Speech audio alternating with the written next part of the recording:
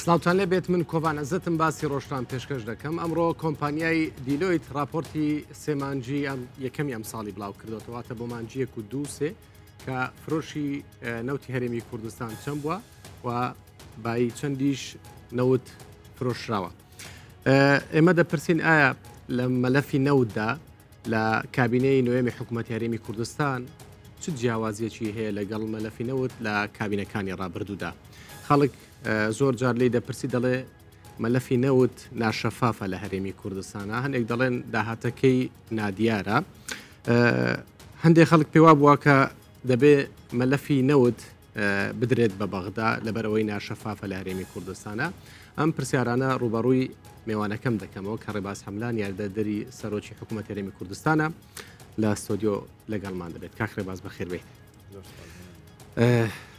کۆمپانیای دیلۆیت راپۆرتی خۆی بڵاو کردوتەوە. بەگشتی لە مەلەفی نەوتدا چ جیاوازیەک لەم کابینەیە لەگەڵ کابینەکانی ترا هەیە؟ چی کراوە لەم کابینەیە لەوانی ترا نەکرابێت؟ زۆر سپاس بۆ جەنابت و بەخێر بێت. نەرانی بەڕێز. ئێمە زۆرجار لە ڕابردووتر باسیەوەمان کردو کە کۆمپانیای دیلۆیت کە کۆمپانیایکی باوەڕ پێکراوی گەورەی بەریتانیە کە گرێبەستی لەگەڵ کراوە لەگەڵ حکوومەتی هەرێمی کوردستان و وەزارەتی سامانە سروشتەکان بۆ تەدقیقکردن لە تەواوی داهاتی نەوت لە تەواوی سیاسەتی نەوتی هەرێمی کوردستان و فرۆشتنی نەوتی هەرێمی کوردستان. وەکو جەنابەت باسە کرد کە ئەمڕۆ راپۆرتی خۆیان بڵاو کردوەوە لەسەر سێمانگی بیدایەتی ساڵی 2022. سیاسەتی نەوت یاخود مەلەفی نەوت لە کابینەی نوێمی حکوومەتی هەرێمی کوردستان بۆ بەرچاوڕوونی بینەرانی بەڕێز تەعاان جەنابی سەرۆکی حکوومەتی هەرێمی کوردستان ڕێزدار کاک مەسرور بەرزانی لە بیدایەتی کابینەکە بۆ ماوەی ساڵێک زیاتر خۆی ڕاستەوخۆ سەرڕای کارەکەی وەکو سەرۆک وەزیرانی هەرێمی کوردستان خۆی سەرپەرشتی وەزارەتی سامانە سروشتەکانی کرد یاخود وەکو وەزیری نەوت. بۆچیش لەبەرەوەی لە تەواوی ئەم مەلەفە بگات کەم و کوڕەکان لەکوایە، شێوازی بەڕێوەبردن چۆنە و لە عقوداتەکان پێداچوونەوەی تەواو بکرێت بە عقوداتەکانی نەوت کە لە ڕابردوو کراوە. هەموو ئەو تێگەشتانەی کە لای جەنابی دروست بوو دواتر واکرا کە وەزیرێک ڕاست پێدرا بێتە وەزیری سامانە سروشتەکان. حەزەکەم بۆ بەرچاوڕوونی بەڕقم چی کراوە بۆ بەرچاوڕوونی جەنابت و بینەرانی بەڕێز هەندێک داتا بخەمە بەرڕوو. جارێ ئێمە لە ڕابردوو مەسەرەن بۆ کە نەوت فرۆشرا بوو پارەکەی پێشەکی وەرگیرا بوو. ئەمە ژوای کرده بوو کە لە ئەنجامی گۆڕینەوەی بینی پارە لە یۆرۆ بۆ دۆلار لە دۆلارەوە بۆ دیناری عێراقی کۆمەڵی کێشەی گرفتی لە بۆ حکوومەتی هەرێمی کوردستان دروست کرد بوو. بەشێکیشی ئەو قەرزانە ئەبوایە بدرایەتەوە چونکە پارەکە پێشەکی وەرگیرا و هێشتا نەوتەکە بە تەواوەتی یا ڕادەستیان نەکرا بوو یاخود ئاڵوگۆڕ لە سیعرەکانە دروست بوو. بەشێکی زۆری ئەم کێشانە چارەسەر کراوە. من حەزەکەم بۆ جەنابەت باسکەم. ئێمە نەوتی هەرێمی کوردستان هەمیشە $12 $13 تەعاان لە بۆرسەی نەوت نرخی نەوت فەرقەکات چۆنەی فرۆشی ڕۆژانە و بە سەعاتیش جاریوە فەرقەکە. بۆیە دایمە هەرێمی کوردستان $12 $10 جاریوە $11 جاریوەوە $10 هەرزانتر فرۆشتێتی. لەم کابینەیە بە تایبەتی و لە ڕێخستنەوەی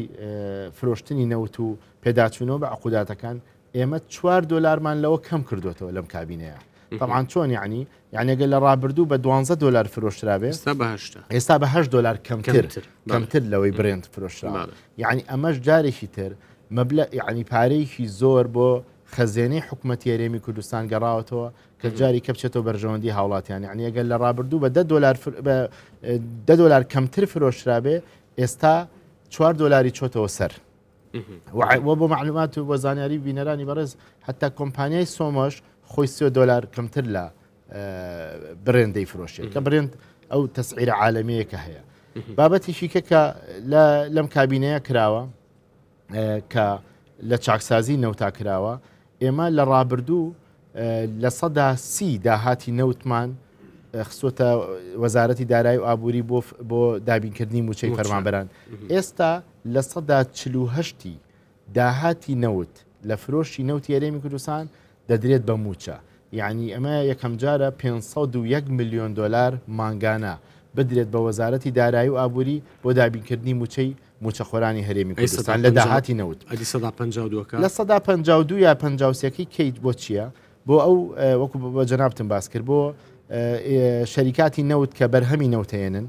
استحقاقی ئەوانە بۆ ئەو قەرزانەیە کە لەسەر شانی هەرێمی کوردستانە لە وەزارەتی سامانە سوچەکان لەو بڕەنەوتەی کە فرۆشرا بە شەریکاتی نەوت و ئێستا بێت دەفعی کرێتەوە بەشێکیشی بۆ پێداویستی بۆری نەوتی هەرێمی کوردستانە و هەروەها ئەو دیوەشی کە لە دیوی تورکایە تاوان بۆ خدەماتی نەوت و پاراستنی نەوت و تەمینی نەوتە بەشێکیشی بۆ قەرزی تورکایە کە لە ڕابردوو کراوە واتە تەواوی فرۆشتنی نەوتی هەرێمی کوردستان و تەواوی داهاتەکەی چۆن سەرفەکرێت و چۆن چەنی بۆ موچەخۆرانە و چەنی بۆ قەرزی بۆ پێداویستی استحقاقی شەریکاتی نەوتە هەمووی لە راپۆرتەکانی دیلۆیتە لە ئەلفێ و بۆ یای تێشی بابەتێکیکە کە جەناب دووتە جیاوازەکەی چییە؟ راپۆرتەکانی دیلۆیت ئەگەر لەگەڵ ساڵانی ڕابردوو مقارنەی بکەین و ئێستا هەمووشی لە وێبسایتەکانە هەیە و لە پەیجە ڕسمەکانی کە هی حکوومەتی هەرێمی کوردستانە و یاخود لە میدیای هەرێمی کوردستان بڵاوبەتەوە ئەوەیە کە بە سێ زمان بڵاوبەتەوە کوردی ئینگلیزی عەرەبی ئەگەر مقارنەی کەی ئێستا ورترە و داتای زیاترتیایە و زانیاری زیاترتیایە و چۆتە ناو تەفاسیلی فرۆشتنینەوە تەعاان دوو جۆر فرۆشتن هەیە فرۆشتنێکیان لە ڕێی بۆریە فرۆشتێکیشان بۆ ناوخۆی هەرێمی کوردستان و پێداویستەکانی هەرێمی کوردستان باش ئەم کابینێ دەڵێ ئێمە چاکسازیمان کردووە باشە بەردەوام دەڵێت چاکسازیەکەین و چاکسازیشمان کردووە چاکسازی چیتان کردووە لە نێو مەلەفی نەوت بۆ نمونە ئێمە ئێستا لە ڕابردوو ساڵانە زیاتر لە 3 میلیارد دلار دەبواە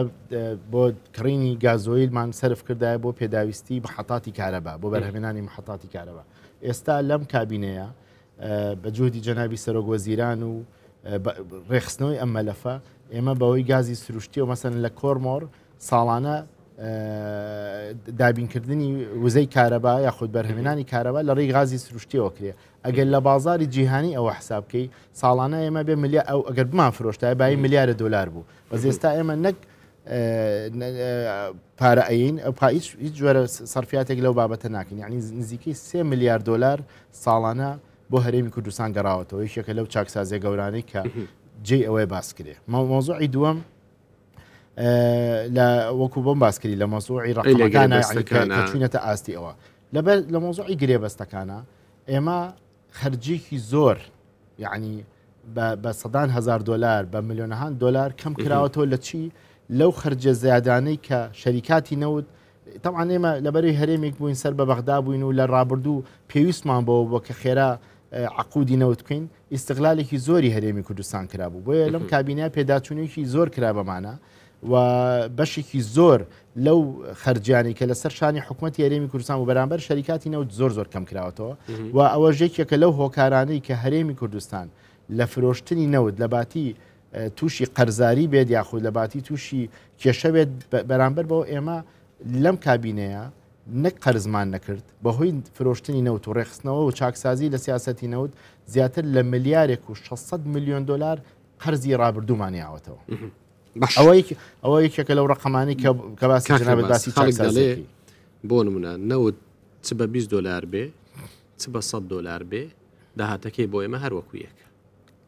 ئەخە من بۆ جەنابتم ڕوون کردەوە ئێستا کاکە کۆبان ینی ئێستا منوتم لە ڕابردوو لە بەریست نرخی نەوت دابەزی بوو حکوومەتی هەرێمی کوردستان لە 30 لە فرۆشی نەوت دابینەکەی بۆ موچەخۆران ئەگەر 20 دلار بێت چاویان هەر لە دەستی بەغدایە ئەگەر 100 دلاریش بێ هەر چاویان لە دەست بەغدایە جا من ئێستا بە جەنابتی ڕوونەکەمەوە لە ڕابردوو لە 30 لە فرۆشی نەوت بۆ موچەخۆران دابین کراوە لە ئێستا لە 48 عنی ئەمە هەر خۆی ئەمە جوابێکی گەورەیە طبعاً ئەوە داتا قساکە ڕقم قساکە و بۆ ئەوەی ئەگەر یەکێکیش شکی لە قسەکانی حکوومەتی هەرێمی کوردستانە بێ راپۆرتی دیلۆیت راپۆرتی شەریکەیەکی کۆمپانیایەکی گەورەی زەبەلاحی بەریتانیا کە نەک لەبەر خاتری حکوومەتی هەرێمی کوردستان لەبەر خاتری شخصیت و سیفەتی شەریکەکەی خۆی ناتوانێت هیچ ڕقەمێک بڵاو کاتەوە کە وانە بێت یاخود ڕاز نەبێت لەبەرەوە ئەوە بابەتی دووەمەوەیە کە جەنابە دەڵی چاومان لە بەغا ئێمە لە 6 مانگی ڕابردوو 5 تریلیۆن و 400 میلیارد دینارمان لە حکوومەت یاریێمی کوردستان سرف کردو بۆ موچەی موچەخۆران. ئەو 5 تریلیۆن و 400 میلیارە تەنها 400 میلیاری لە بەغاوە هاتووە. یعنی هەموو ساڵی 2022 حکوومەتی عێراق بۆ موچەی ساڵی 2022 تەنها 400 میلیاری ناردووە. 5 تریلیۆن دیناری لە داهاتی نەوت و داهاتی ناوخۆی هەرێمی کوردستان دابینکراوە بۆ موچەخۆران. کاتە چۆن ئەبێت بڵێن وڵا لە هەر چاومان لە بەغا نەخێر چاومان لە بەغانێ بە پێچوانەوە ئەگەر چاومان لە بەغا بووایە موچەی موچەخۆرانی هەرێمی کوردستان لە شەژمانی ڕابردووە هەر دابین ڕاکرا ئێستاتوانن بەخۆتا مانگانە موچەی موچەخۆرانی کوردستان دابی نەکرێت لە کاتی خۆشییا و بەبێ پاشەکەوت بەبێ لێبڕین بە فول موچە دابەشەکرێت لە ڕابردوو هەندێک کێشە لە سلێمانی هەبوو پەیوەندی بە داهاتی ناوخۆ و بانخەکانی خۆیانە بۆ گینا لە هەموو شوێنەکانی کە موچە لە کاتی خۆی دابش کراوە ئێستاش دیسانەوە ئیعلانی ئەوە کرێت کە لە 25 ئەم مانگە جارێکی تر موچەی مانگی حەودا بەشەکرێت یعنی بەردەوامین و ئەگەر داهات بەم شێوەیە بێ و نرخینەوە بەم شێوەیە بە تەکید هەرێمی کوردستان کۆی داهات چەندێ سفاتمان کردووە کە پێویستمان بەوە نییە داهات هەرێمی کوردستان چەندە بەگشتی داهاتی تەعاان داهاتی ئەوەی دەیرێتە ئەوەی ئەدرێتە وەزارەتی دارایی 500 زیاتر لە 500 میلیۆن دلارە داهاتی ناوخۆش یعنی مانگ بۆ مانگ فەرقەکە بە تێکڕایی وەریگری 200 میلیۆن دلار 210 میلیۆن دلار هەر مانگە و نەوەەکە بەڵام یعنی لەو دەورایە ئێمە بەس بۆ موچە پێویستمان بە 620 میلیۆن دلار هەموو مانگێک کە ئاکات نزیکەی زیاتر لە 920 میلیارد دینار یعنی زۆرەکان ینی ئەوە زەختێکی گەورەیە لەسەر حکوومەت هێرێ بەڵام بە تەکید موچەی موچەخۆران بە فەرمانی جەنابی سەرۆکوەزیرانی یاریمی کوردستان پێش خەرجکردنی بۆ هەش بوارێکیکە موچە دابینەکە کۆمپانیای دیلۆیت ئەو باسی ئەو نەوتەشەکە کە لە ڕێگی تانکەرەوە بفرۆشرێت بەتەکید خۆ ئەوە هەموو وردەکاری خەڵک زیاتر زۆر گومانی لەسەر تانکەر هەیە من بۆ جەنابتم باس کەوتم فرۆشتنی نەوت بە بۆری و فرۆشتنی نەوت بۆ بەرهەمی ناوخۆیی کە دەفرۆشتێ بە پاڵاوگەکان و یاخود لە ڕێی ناوخۆ دەفرۆشتێ ئەو بە پێڵەن تەنکەر هیچ شتێک نییە لە دیلۆی فشاردرێتەوە و ئەوەی لە بۆری نەوتیش کە ئەفرۆشتێت کۆمپانیای سۆمۆی عێراقی لە بەندەری جیهان ئاگاداری هەموو وردەکاریکێتی چکە گومانەکە هەمووی لەسەر تانکەرە نەک لەسەر بۆڕیەکە بێ لەوانەیە ئەزانی گومان یعنی ئەگەر ئێمە گومانەکە لە حکوومەتی هەرێم بێ بەڵام ناتوان لەگەڵ کۆمپانیای دیلۆیت گومانیان هەبێت کۆمپانیای دیلۆیت هەموو وردەکارەکەی بڵاو کردوتەوانێ بە هەر سێ زمانی کوردی و عەربی و ئینگلیزی لە بۆرین چی بە بۆریە فرۆشێت چی بەواکرێ ئەوی بۆریە فرۆشێ هەر زۆر هیچ مەجاالیتیانە چونکەوە لە بەندەری جیهانە و هەمووی ستاندەردی جیهانی و شێوازەکەیەتی ئەوەی ناوخۆش لەسەر تەنکەرەکان وازە داتاکان چۆنەوە ئەوانەوە و ئەو ڕقەمانی کە ئێستا بە حکوومەت یاریمی کوردستان گەڕاوەتەوانێ شاهیدی ئەوەن کە ئێمە بە شەفافیە مەلەفەکراوە حکوومەتی عێراقیش لەسەر وەزیری نەوتی عێراق کە چەند توندە بەرامبەر یاریمی کوردستان خۆی ئەترافی بەوە کردو لێ ئەعلام کە لە 180 عقوداتی نەوتی یاریمی کوردستان هەمووی ستاندەردە ئەوان تێبینیان لەسەر لە 120 نەک بڵێن ناشەفا بەڵام تێبینیان لە شێوازەکەی ئێمە خۆشمان جەنابی سەرۆکی حکوومەت دەبەردەم پەرلەمانی کوردستان ئەڵێ ئێمە چاکسازی تیاکەین چکە خۆمان تێبینیمانەیە خاڵێک کە زۆر گرنگ بوو لەوەی ئەمڕۆی دیلۆیت کە باسیکەین لە ڕابردوو زۆر مزایدە بەسەر حکوومەتی هەرێمی کوردستان نەکرا کە پارەی نەوتی هەرێمی کوردستان لە لوبنان گیری خواردووە یاخود بەدەست بە ناوی هەندێک ئەشخاصەوە نێردراوە حکوومەتی لوبنانی ئەعلانی ئیفلاسبوونی خۆی کردووە بانکەکانی لوبنان تووشی کێشەیەکی گەورەی قەیرانی دارایی بوون کۆی پرۆسەی بانقی لە لوبنان دەست یعنی تەجمید بووە بلۆک بووە یعنی تەنها ئەو بڕەپارەیەنێکی هەرێمی کوردستانە ئەو بڕەپارەی هەرێمی کوردستانیش کە لە راپۆرتەکەی دیلۆی تا هاتووە 300 میلیۆن دلارێکە لەگەڵ 300 میلیۆن یۆرۆیە لە راپۆرتەکە بڵاو بەتوانێت بەڵام ئەمە ئەوە نییە فەوتابێ ئەمە پارەی خەڵکی کوردستانە لە بانک بە ناوی حکوومەتی هەرێمی کوردستانەوەیە لوبنان تووشی کێشە بووە ئێمە لەبەرەوەی اعتیمادمان کردوتە لە ڕابردوو هەتا ئێستا لەسەرەوەی کە پارەی نەوت کەیەتەوە هەرێمی کوردستان لە ڕێی بانکی ئەهلیەوە یێتەوانێ بۆیە ئەو کێشانەمان بۆ دروستبووە لەوە ئێستا سیستەمەکە زۆر ڕێکوپێکی ڕێکخراوە و بانکی مرکزی حکوومەتی عێراقیەوە نیە و بانک نەخێر و بانکی مرکزی عێراقیش ئاگاداری هێنانەوەی پارەی نەوتی هەرێمی کوردستانە لە ڕێی بانکە ئەهلیەکانەوانێ و جەنابەت باست ئەوە کرد نەخێرەوە چکە کێشەی ڕابردوو پەیوەندی بە لوبناان و حکوومەتی لوبناان و بانکەکانی لوبناان خۆیەوە هەیەی و شتە شخصی نییە قەرزاری ئەگەر ئەگەر ئەو شتە لە ئەو شتی کە لە ڕابردوو باسەکراگەر شتەکە شخصی بێ بۆ گیرفانی چەند شخصێ بێ لە راپۆرتی دیلۆی تاوە دەرناچ بەڵام لە راپۆرتی دیلۆی تا تەواوی ئەو مەلەفە باس کراوە و هیچ شتێکی شاراوە نییە کە لە دیلۆتی بشارێتەوە دیلۆتیش بڵایەکاتەوە بۆ هەموو خەڵکی کوردستان واتە لوبناان قەرزاری ئێمەیە تەمان ئەو بانکەی کە پارەکەی تیا بوو وەکو بۆ چێتە لوبناان کێشەکەەوە نییە کە بچێتە لوبناان کێشەکەەوەی مەسن لاوان لە ڕێی ئەو کە ئەو عقدەی یاخود ئەو ڕێکەوتنی کە کراوە بانکێکی لوبنانی هێناوێتی ئەو بانکانش ئەو کاتی کە خۆیان تووشی ئەزمە بووبن هەموو ئەو ڕسیدانی خۆیان سەحب کردەوە بە لوبناان کێشەکە لەوەیە نەک پارەکە چوو بێتە لوبناان کێشەکە لەگەڵ لوبناانە کات ئێستایس ناشەفافێک لە بواری نەوتانی لە ڕێمی کوردستان من نەموتوە 100% هەموو شتێک بەڕێک و پێکیڕۆ بەڵام ئێمە خۆک و حکوومەت بڵێ سەدا چەندی بە شەفافە من ئەڵم عنی وەزیری نەوتی عراق خۆی باسی لە سەدا هەشتای ئەو بابەتاکە کێشەکە ئەوەیە لە ڕابردوو هەرێمی کوردستان ناچار بووە کۆمەڵی عقودات بکات لەبەروی ئێمە هەرێمێک بووین کە عێراق قەت پشتیوانی نەکردوین و زۆر ڕێگری لێکردوین ناچار هەندێک شەریکات بۆی نەوتەکەمان لێ بکڕی ئیستغلالی شێوازی عقدەکەی کردووە بەڵام لەم کابینەیە پێداچوونە بۆ عقوداتە کراوە ئێمە فەرزی ڕای خۆمان کردو بەسەر عقدەکانی ئەوانە نەک ئەوان فەرزی خۆیان بەسەر ئیرادی هەرێمی کوردستانە بکەن چاکسازی کراوە لە هەندێک گرێبەستا من ناڵم ینی ئیستغلالی زروفەکە کراوە من بە شتێک بۆ جەناب باسکەم لە یەکی 2014 کە بەڕێز مالیکی ئەو کاتە سەرۆک وەزیرانی عێراق بوو بودجێ هەرێمی کوردستانی بڕی هەرێمی کوردستان لە مانگی 5 دەستی کرد بە فرۆشت مانگی 5 ساڵی 2014 دەستی کرد بە فرۆشتنی نەوت بە بۆری ئەو عقوداتانی لەو کاتا کرا بە پەلەپەل بووە لەبەرەوەی ناچار بوون هەرێمی کوردستان خۆی احتیمات کاتە سەر خۆی چکە عێراق بودجەکەی بڕیوە بۆیە پێداچوونەتان پێدا نەکردووە بەتەکید پێ دەڵم ئەگەر پێداچوونەوەمان پێ نەکردایە ئێمە ئێستامانتوانی زیاتر لە ملیارێک و 600 میلیۆن قەرز بینەوانێت دلار ئەگەر پێداچوونەوەمان پێ نەکردایەمانتوانی موچە خۆرانی هەرێمی کوردستان دابینکەین لەم کابینەیە بەبێ بەغداد ئێمە بەبێ بەغا ئێستا موچەین هەموو ئاگداری مەلەفی نەوت ئەنجومەنی باڵای هەرێمی نەوت و غاز بەڕێوەیە بە کە جەنابی سەرۆکوەزیرانی هەرێمی کوردستان جەنابی جێگری سەرۆکوەزیرانی هەرێمی کوردستان بەڕێز وەزیری دارایی و ئابووری بەڕێز وەزیری پلاندانان بەڕێز سەرۆکی دیوانی ئەنجومەنی وەزیران بەڕێز سکرتێری ئەنجومەنی وەزیران بەڕێز وەزیری نەوت ئەم کەسانی کە ئەندامن ئەمە بریتین لە پارتی دیموکراتی کوردستان یەکێتی نیشتیمانی کوردستان بزوتنەوەی گۆڕان ئەو سێلایەتی نەگۆڕان ناتوان بڵێن ناشەفافێنەری حکوومەتی هەرێمی کوردستان لە ئەندامی ئەنجومەنی باڵای هەرێمی نەوت و غازن و ئاگاداری مەلەفی نەوتی ئەگەر بڵێن ئاگادارنین ڕاست نییە وڵایی تاسە لە کەسیان نەبیستەوە بڵێوانە لەم نەک لەم کابینێ لە کابینەی ڕابردووتریش و لە ڕابردووتریش ئەوانەیە ئەندامی ئەنجومەنی نەوت و غازن حیزبەکانمانە بینی ئەنگوت ئێمە ئاگاداری مەلەفی نەوت نییە تعامل لەگەڵ نوێنەری حیزبەکانەکەین کە لە حکوومەتن پەرلەمانتارێک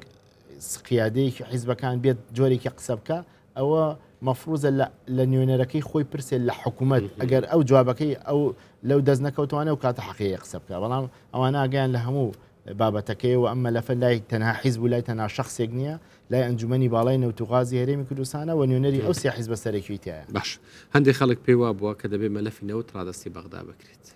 چونکە ئەوان پێیان وا بووە پارەی نەوت بۆ ئەوان نییە تەنها بۆ بەرپرسەکانە کاکۆڤان من پرسیارێکەکەم یعنی ئەگەر نەوتی هەرێمی کوردستان بۆ خەڵکی کوردستان نەبێ ئێمە چۆن نتوانین موچەی خەڵکی کوردستان بین کە زیاتر مانانە لە 620 میلیۆن دلارە بە پارەی نەوت چونکە اعتیمادی عێراق و هەرێمی کوردستان لە 95 لەسەر داهاتی نەوتە لە 95 باش ئەگەر لە 95 اعتیمادمان لەسەر نەوت بێکاتە ئێمە لە 95 موچەکە دابین یەکەین لەسەر نەوت دابین یەکەین بەبێ نەوت چۆن نتوانین موچە بین باشە ئەگەر موچە بۆ موچە بەڵێم داهاتی نەوت بۆ خەڵکی کوردستان نەبێ ئەگەر موچە نەین بازاری هەرێمی کوردستان ئەوەستێ تعامل و بازرگانی ئەوەستێ ئێستا ئەو جوموجۆڵە و ئەو هەڵاوسانە ئابووری کە لە هەرێمی کوردستانە دروست بۆتەوانێ بە تایبەتی لەم ساڵدا ئەوە هەمووی بەهۆی ئەوەی کە موچە بەردەوامە ماگانە لە کاتی خۆی درێ و پارەکە ئەچێتەوە ناو بازار و ناو خەڵکو و یعنی ئەگەر سێری بازارەکانی هەرێمی کوردستان کەی بە تایبەتی هەولێری پایتەخت ئەو جموجۆڵی ئێستای بینی لە هیچ شارێکی عێراقا نامبیرێ وەگەر جەنابەت باسیەوە کرد ئەگەر بچینە بەغدا ئایا بەغدا بە ملیۆنەها بەرمیل نەوتە فرۆشن بە ملیۆنەها بەرمیل نەوتە فرۆشن ئایا بەسڕا چی بۆ کراوە ئایا کەرکووک لە ساڵی 2017ەوە حکوومەتی عێراقی بە تەواوەتی کۆنتترۆلی کردوتەوانێ لە ماوەی ئەم 5 ساڵە چه خزمەت گوزارێکی پێشکەش بە کەرکوو کردووە ئایا مووسڵ لە 2017ەوە لەژێر دەستی داعش براوەتەوانێ ئێستا بەدەست خۆیانەوە ئەو ئاوەدانیانە چێ لە مووسڵ کراوە خۆوانە هەمووی لە هەولێر نزیکن لە کوردستان نزیکن ئەبێ خەڵک بچێ بە چای خۆی ببینێ ئایا ئەوان چیان بۆ میلەتەکەی خۆیان و بۆ شار و شارۆچکەکانی خۆیان کردووە ئایا لە هەرێمی کوردستان چی کراوە بە تایبەتی ئەو پێشکەوتنی کە ئێستا لە هەولێر هەیە و ئەوەی کە ئێستا لە مناسبەتەکانە بە هەزارەها خەڵک لە جنوب و وەسەتی عێراقەوەیەت بۆ گەشت و بۆ سیاحەتێتە هەرێمی کوردستان لەبەرەوە پێشکەوتنی کە لێرە هەیە بۆیە باس لە بەغدا کرد و بەراوردەکرد کرد لەگەڵ بەغدا بەچی گەیشتون ئێمە لێکەمڕۆژی دروستبوونی کابینەی نوێی حکوومەت هەرێمی کوردستان جەنابی سەرۆکوەزیران خۆی چۆتە بەغدا دواتریش بەڕێز جێگری سەرۆکوەزیران خۆی چۆتە بەغدا بە دەیان جار ئێمە هیچ بەدیلێکی کەمان بە خۆمان نەدۆزیەوەەوە تەنها ڕێکەوتن نەبێت لەگەڵ بەغدا و بۆ هەموو بابەتێک ئامادە بووین ئەوانیش هەمان نیازیان هەیە لەسەر داهاتی نەوت لەسەر فرۆشتنی نەوت لەسەر سیستەمی نەوت لەسەر داهاتی ناوخۆی هەرێمی کوردستان لەسەر خاڵە سنووریەکان لەسەر مەتاڕەکان لە هەموو ئەوانە ئێمە داوامان کردو گەینە ڕێکەوتنێک و ئەو بودجەی کە دائەنرێت لە عێراق مافی هەرێمی کوردستانی تیا پارێزراو بێ بەڵام ئێمە ئەڵین موچەی ئێمە لە مانگێکتا بۆ خەڵکی کوردستان ئەمەندەیە بێ زەحمەت وەرن بیان دەنێ ئێمە ئەو کاتان نەوتەکەتان ئەوان تا ئێستا ساڵانە 682,000 کەسیان حساب کردو کە فەرمانبەری هەرێمی کوردستانە ئێمە زیاتر لە 1,240,000 موچە خۆرمانەیە لە هەرێمی وەکەوە ئامادەن ئەوان ئامادەنی نەگەر ئامادە بوونایە بەم شێویان ناکرد ئێمە حەزەکەم زین جەنابەت زۆر کەس باسێواکە کە هەرێمی کوردستان کەوتۆتە ژێرباری قەرارێکی قانونیەوە هەرێمی کوردستان قانونی ژمارە 22 ساڵی 2007 قانونی نەوتوغازی دەرکردو بەپی ئەم قانونە بەپی ئەم یاسایە نەوتەفرۆشە لە هەرێمی کوردستان و سیاسەتی نەوتەبا بەڕێوە کە عێراق هەتا ئێستا نەیتوانیوە لە پەرلەمانەکەی خۆی یاسای فیدرالی هەبێت بۆ نەوتوغازی عێراق ئێمە گەر عێراق یاسای نەوتوغازی خۆی هەبێ و مافەکانی هەرێمی کوردستانی تا پارێزرا بێ بە تەکید التیزامی پێوەکەین بەڵام قانونی نەوتوغازی هەرێمی کوردستان دەستوریە چونکە پەرلەمانی کوردستان دەری کردو پەرلەمانی کوردستانیش بەپی دەستوری عێراق دەستوریە و قانونیە بۆیە هەرچ ئەوی دادگای بەرامبەر ئێمە کردوێتی زۆر بە نادەستوری ئەو بڕیاری دەرکردووە و ئێمە ئەو عقدانی کە هەمانە لەگەڵ شەریکاتەکانی نێودەوڵەتی شەمووی عقودی نێودەوڵەتیە و عێراق ئەگەر هەر کێشەیەک بۆ شەریکاتی نەوە دروستکە خۆی خاتە ژێرباری غەرامەیەکی زۆر چکە لە دادگانی و دەوڵەتەکان ئەیدۆڕێنێ چونکە عێراق ئەبێت ئیلتیزام کات بۆ عقودانەی هەرێمی کوردستان کردوەتی چکە دەستوریە بەپی قانونیش کراوە کۆمپانیەکان هەرێم جێ دێڵن تا ئێستا هیچ کۆمپانیایەک هەرێمی کوردستانی بەجێنێشتووە دوو کۆمپانیای کە پێڵەن خەدەماتی نەوتی تێبینیان لەسەر شێوازی عقودەتەکانی ئەویش وەزارەتی سامانە سروشتەکانی هەرێمی کوردستان و ئەنجومەنی وەزیران وەکو جێهێشتن نییە لە وتوێژان لەسەر شێوازی ئەوەی کە هەندێک تێبینیان لەسەر عقودەکەی خۆیانە بوو بەڵام ئەو نێوەندی بە بڕیارەکەی دادگای فیدرالیەوەی کە نەوتی هەرێمی کوردستان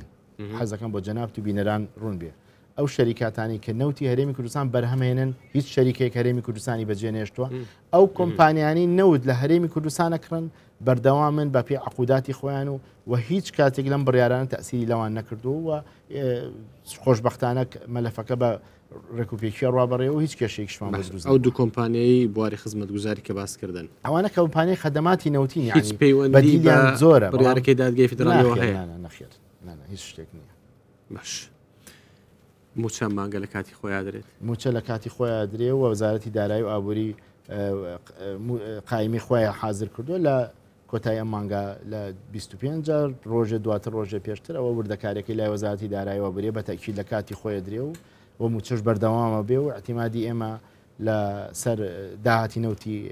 خۆمانە و لەسەر داهاتی ناوخۆی هەرێمی کوردستانە و حکوومەتی هەرێمی کوردستان ئەولەوێتی بۆ موچە دابینکردن اینجا بۆ پرۆژەکان و خەرجی تەشغیلیە و بەردەوامیشین لەو بابەتە و جەنابی سەرۆکی حکوومەتی هەرێمی کوردستان لە هەموو کە زیاتر بێت لەو بابەتە خەمەخوا ئەو 200 ملیارە بەردەوامە بێت 200 ملیارەکە بەردەوام نەبووە لە ماوەی 6 مانگی ڕابردوو دوو جار بۆ ئێمە هاتووە بەز ئێمە چاوەڕی 200 ملیار ناکەین 200 ملیاری بەغدا بێدیانێت ئێمە موچە لە کاتی خۆیان دەدەین و موچەش بەردەوامە بێ و بەبێ لێبڕین باش راپۆرتەکەی کۆمپانیا دیلۆیت باسی لە سێمانجی یەکەمی ئەم ساڵێک بەگشتی تاوەکو ئێستا بای چەند نەوت فرۆشراوە ئێمەجاننا باسێکی راپۆرتەکەی بۆ سێمانگی یەکەمە ئێمە لەم شەژ مانگە 73 میلیۆن بەرمیل نەوتمان فرۆشتووە